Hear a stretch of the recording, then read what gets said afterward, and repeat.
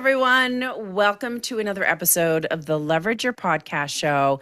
And I was so pleased to meet Charlotte Lewis West, maybe a couple of weeks ago. And so she's a podcast strategist and consultant. And what really appealed to me was her work that she's done with big brands like Philips and Mastercard and Visa. And so I'm like, oh, how can we get some secrets out of their playbook on what we can do? Oh, I'm losing my voice. I've talked too much today, Charlotte. Welcome to the show. Thank you so much, Lindsay, for having me. It is lovely to be here. Yes. So, what got you into podcasting in the first place? I'm always interested to hear like the journey that people take, you know? Yeah, because everyone has a slightly different journey, don't they? So 100%. I started my career as a radio journalist in New Zealand, and I fell in love with that medium of audio and connecting with people, and I just loved that space. And I moved to London, and I was doing that for a while in London, and then I moved into marketing. And to sort of save my sanity in some of the companies I was working in, I pitched to them to create a podcast. And found that really lovely amalgamation between journalism, writing, audio, and podcasting. And sort of fast forward through that, I ended up running a podcast consultancy in London, which specialized in branded podcasting. Mm. And that was where my sort of love affair with podcasting began. And over sort of 4 or 5 years, I worked with, as you said, all sorts of brands, Unilever, GSK, Mastercard, and really learned that, from a branded point of view, there is so much that they can do with podcasting and how authentic that content, when done properly, can be. And I've been in that space ever since. Yeah. I love it. And you wouldn't really think that a big brand like that would need to have a podcast or would want to have a podcast. So I find it really interesting. Like, what was their goal behind the launch of a podcast? You're right. You wouldn't necessarily assume they'd want a podcast, but I think each brand has a different objective. And that's sort of part of the work that I do with my clients is to first of all understand what they're trying to achieve. So for some, say Unilever, for example, they have an internal podcast, and that was to try during COVID to link their sort of 150,000 international employees and bring them together. Oh, So that was a really cool approach and something really different. Other big brands that I've worked for wanted to really put out a message, and instead of doing like a sales campaign, they wanted to try and utilize podcasting in a different way to put out information about what they were doing in the community. Mastercard, for example, were trying to link 1 billion people across the Middle East and Northern Africa area to sort of online banking.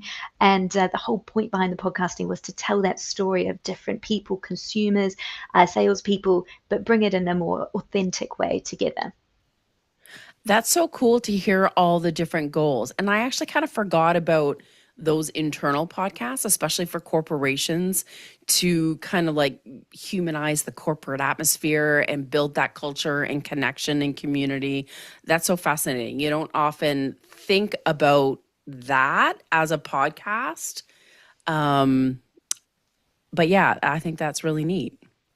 Exactly. And it's such a powerful tool. We've all worked in corporations where you get that Friday newsletter. No one's opening it, or you have the town hall and everyone links in, but no one's really listening. So the idea, and yourself, the stats around podcasting, how it's a trusted medium, people really Mhm. engage with it. I think, I think large corporations are starting to understand that power that if they Yeah. create this content, also people can listen whenever they're free, as opposed to trying to grab their time at certain points. So it seems to be a tool which, when done well, can be really effective. That's true. And so when you say a branded podcast, I know people have used that term in different ways. Do you picture that as like a big well-known brand like Coca-Cola? Or do you even, like, am I even a brand? Like, how do you frame that?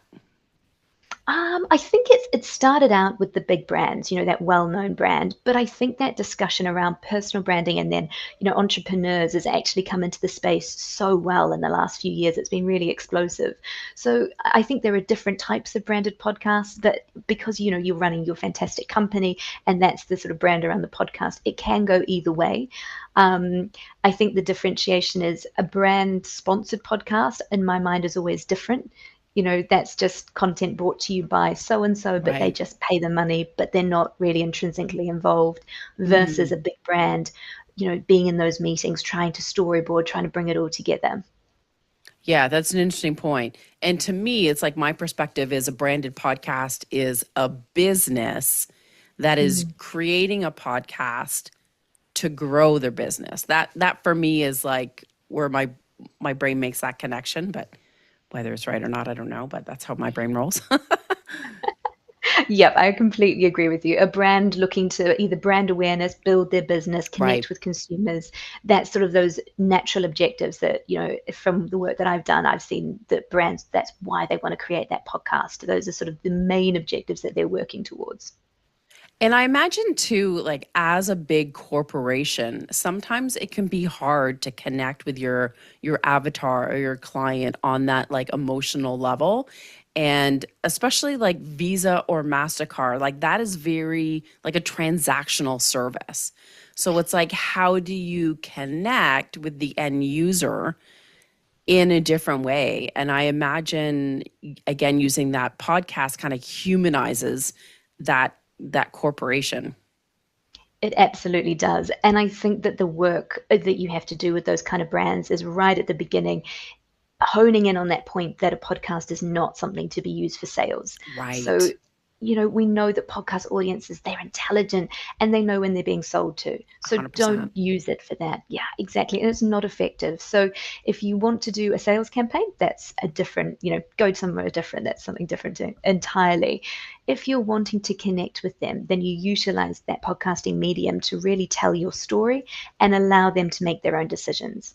And I think again, it comes back to some of that work that you do right at the beginning around what's your objective and also who are your audience. I It's was just nailing going to into ask you that. that.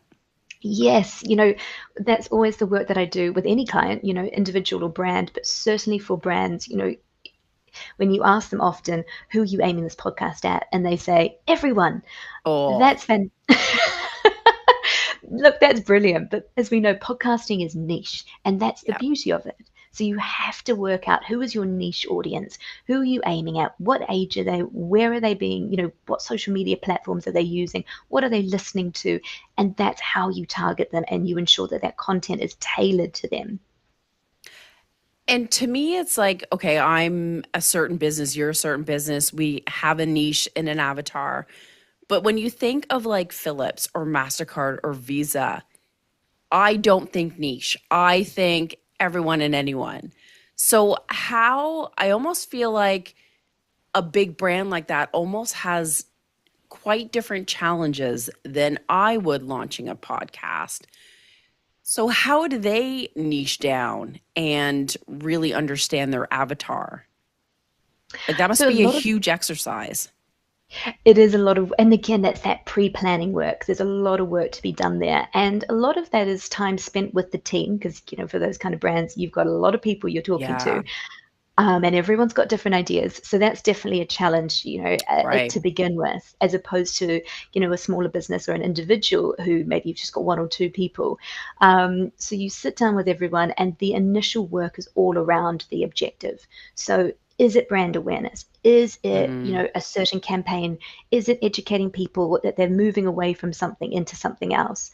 So you really have to hone in. And I think the niche comes from that objective. And then how can you reach that specific audience? right. And then joining those dots together. So you're right that in some ways the niche aspect of podcasting can be a challenge for a brand. But I think that's where all of that understanding and that initial work that you do with them really helps to hone in on what's the why, what are they wanting to achieve, who is the audience, how will they measure success, because that's a huge Yes. part of it as well.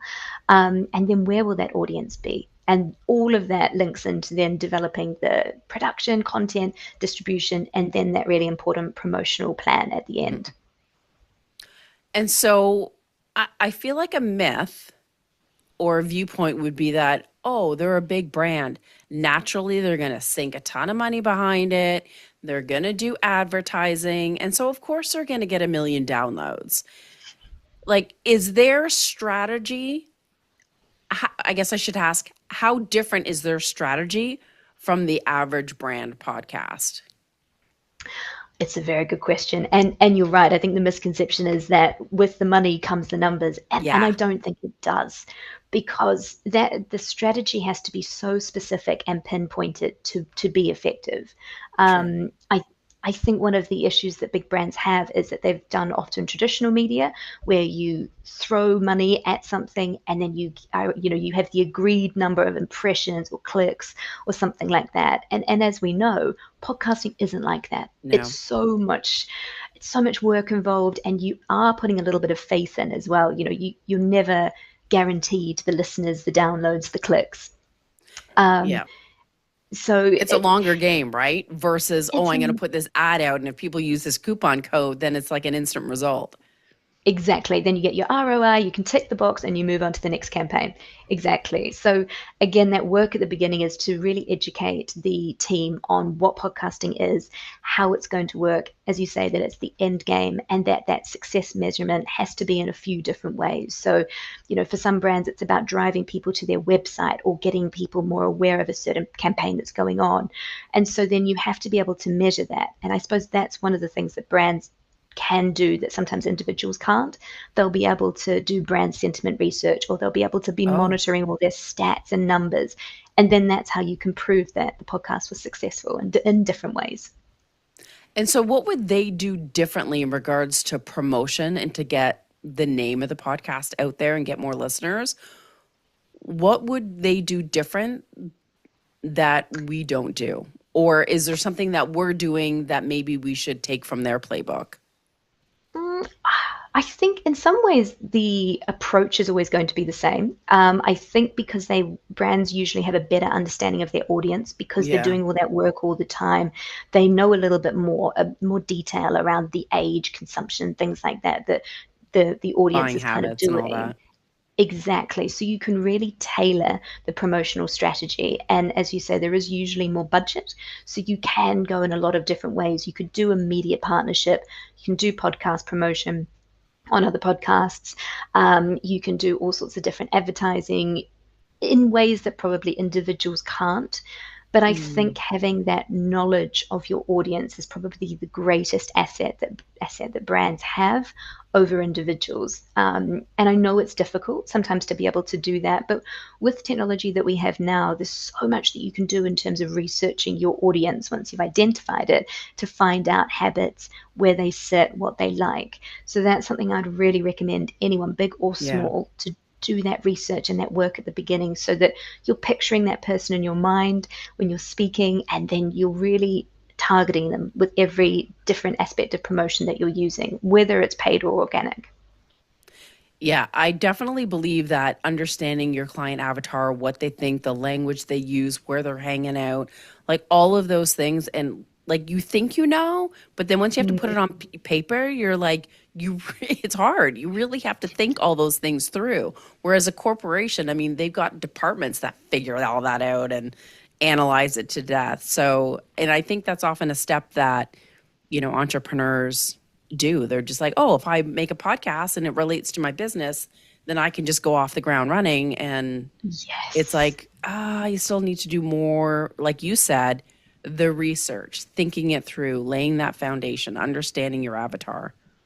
Absolutely. And I think the other thing that I see with sort of entrepreneurial podcast clients versus the big brands, and I know it's about time and things like that, Hmm. starting my own business myself, I know that you're trying to keep every plate spinning and it's really difficult.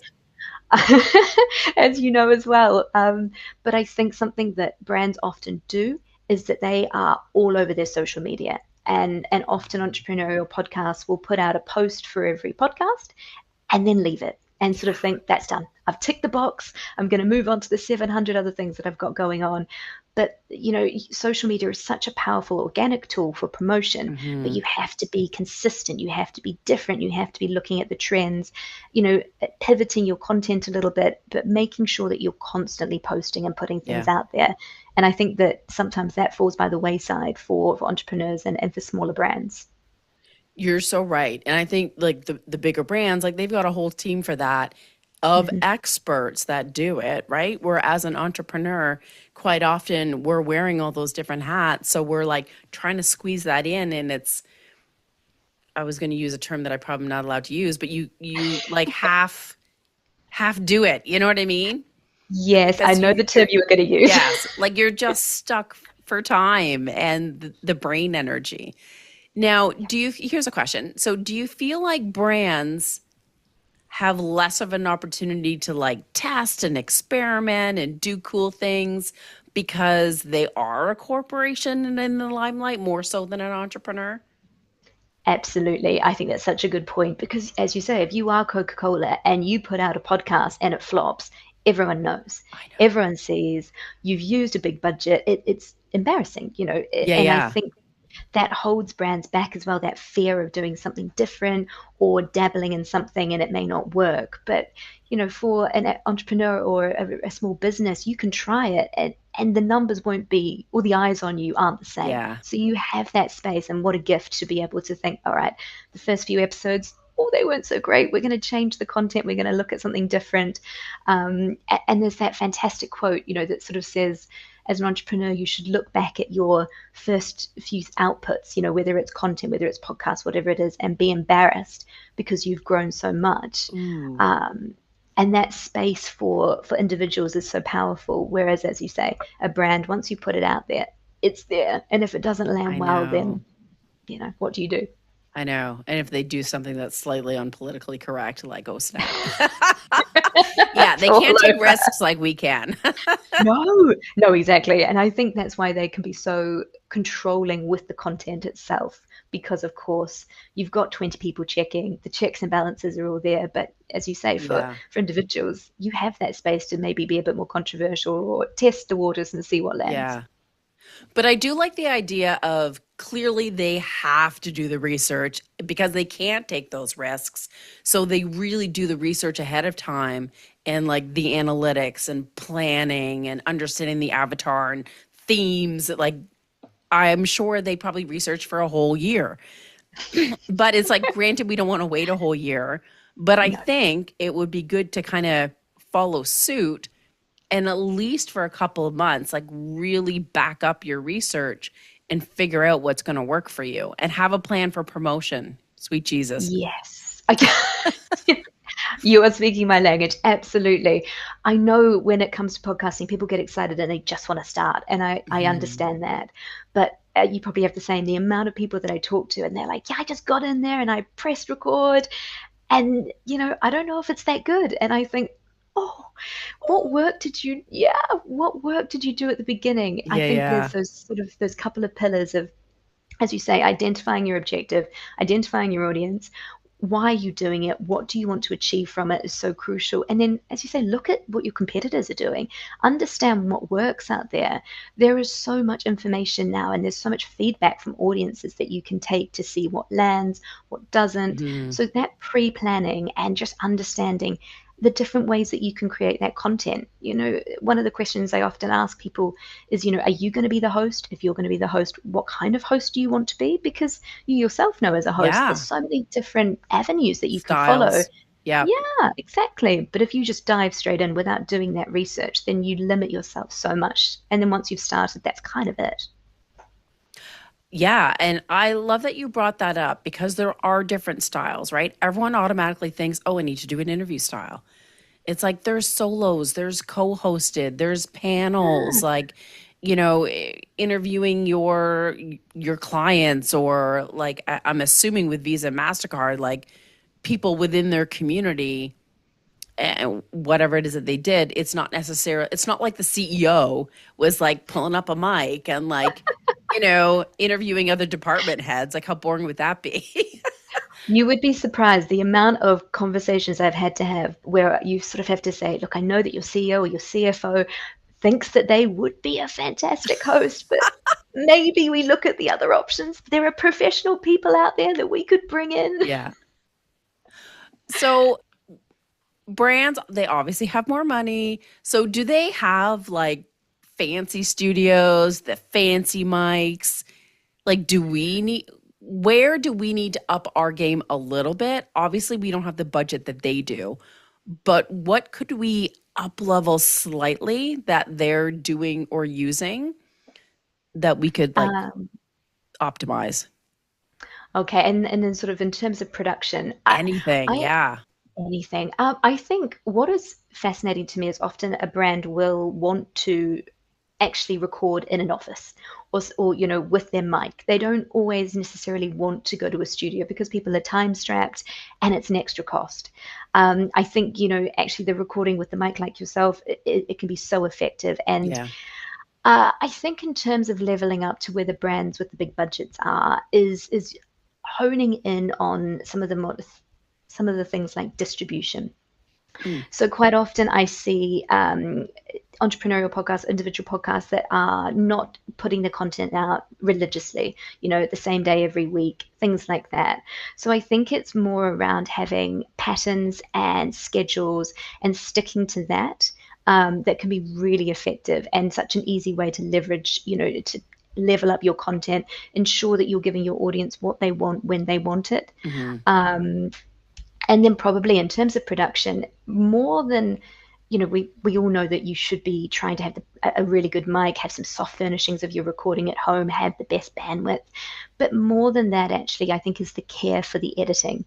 I Ah, think, when you're doing it all yourself, you get to the editing point and you think, yep, yep, yep, skip, skip, skip. I think I'll clip this bit and it's fine. But I think whether you outsource it or you even just get people to sense check some of that sort of side of it, I think that's incredibly important. The amount of podcasts that I will listen to, and there's that bit maybe three quarters through where there's a noise in the background and there's a funny click in and out, and you think things like that could be quickly edited, but maybe someone's got bored halfway through, maybe someone's switched off. And so there's little things like that, focusing on the production a little bit more, have a really strong distribution model. And then with your promotion, again, just focusing on aiming at the audience, targeting them. Those little things I think help anyone level up their podcast. yeah. That's good to know. And that is a good point on editing.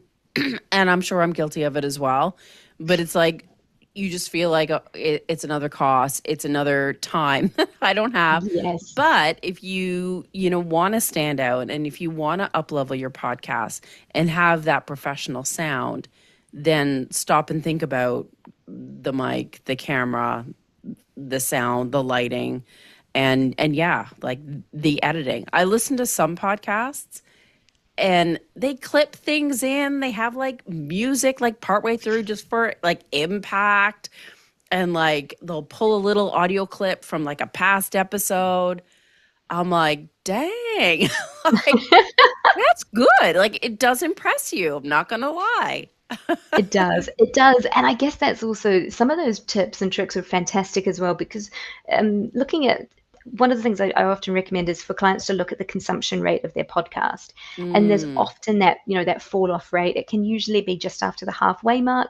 And so look at what you can do there. Can you, as you say, can you put something jazzy in?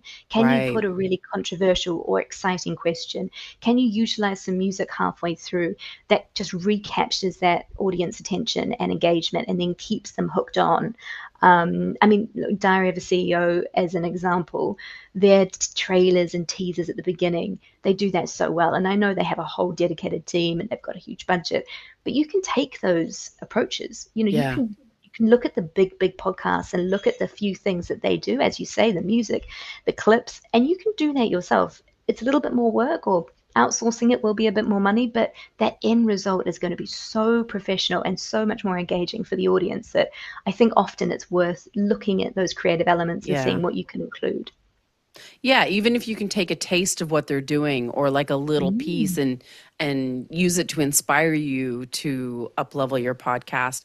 I even love podcasts that at the end they have like a series of questions that they quite often ask the guest that Hmm. are just like fun or different.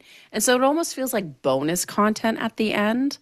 I've always wanted to do that. But honestly, I get so caught up in the conversation and then I forget them and then I'm inconsistent with it. So I'm like, okay, clearly I'm not cut out for that. Yeah, you But do what you're you working can. with your strengths. Exactly. You're working with what works for you, which I think is fantastic. I know. But But I you're always do right. love that. I'm like, or there I was someone that had like a personal, I don't know, like a little monologue that was at the end, but it was really touching and personal. I'm like, That's lovely. But yeah, I wouldn't have the bandwidth to come up with that every time. You got to I be truthful, right, understand. Charlotte? Exactly.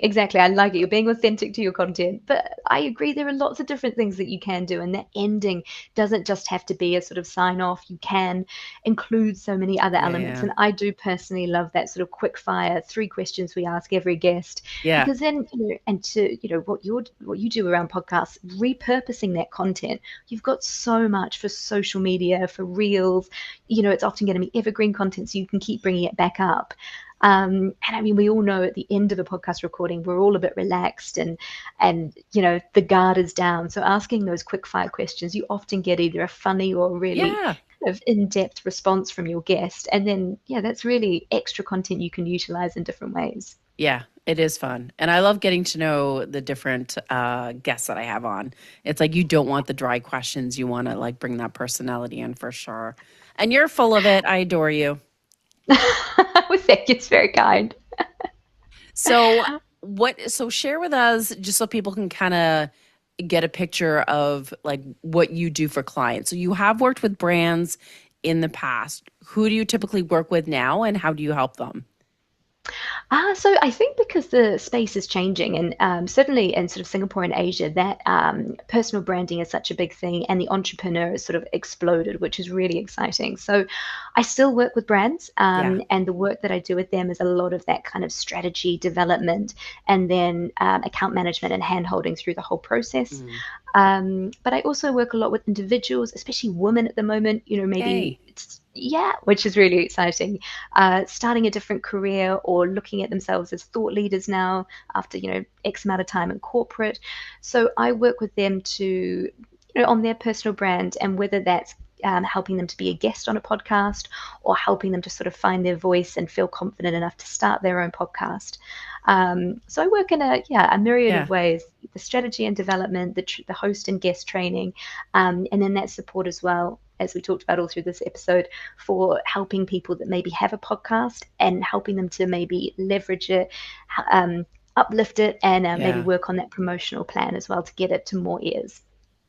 Love it. No, I think you have a lot to bring to the table just from your experiences, especially working with big brands. Like it almost feels like there's like this micro podcast and then you're amplifying it. Like there's just, it's like five times what you have to do for a regular person. Do you know what I mean? It's like, and then like to bring that down to a single person or a single business. I think, yeah, you bring so much strategy and insights and, yeah, I appreciate you having you on the show. I would love for you to end off sharing how people connect with you. If you have a free resource, by all means, share away. I want to help people as much as I can. Oh, well, thank you so much. And thank you for having me on. I've had the best time. It's been so great chatting all things podcast with you. And I've loved chatting with you. So, for people can connect with me through LinkedIn. My name is Charlotte Lewis West. I'm there, podcast consultant and strategist. And what I'm going to be offering in the new year is a free discovery call to start off to understand what people are looking for. We can chat through some of these tips and tricks that I've mentioned, and then work out how best I can help you to either leverage your podcast, create one, or help you find that confidence to host or guest as well. Awesome. Well, I know we'll stay in touch in the new year. So thank you again. And yeah, I just think this is a great topic of trying to understand what the big brands are doing, take from their playbook, and what can you weave into your own strategy. So I appreciate your insights. Thank you so much for having me. I've had a brilliant time. Thank you. All right, folks, that is a wrap. And we will see you next week on the Leverage Your Podcast Show.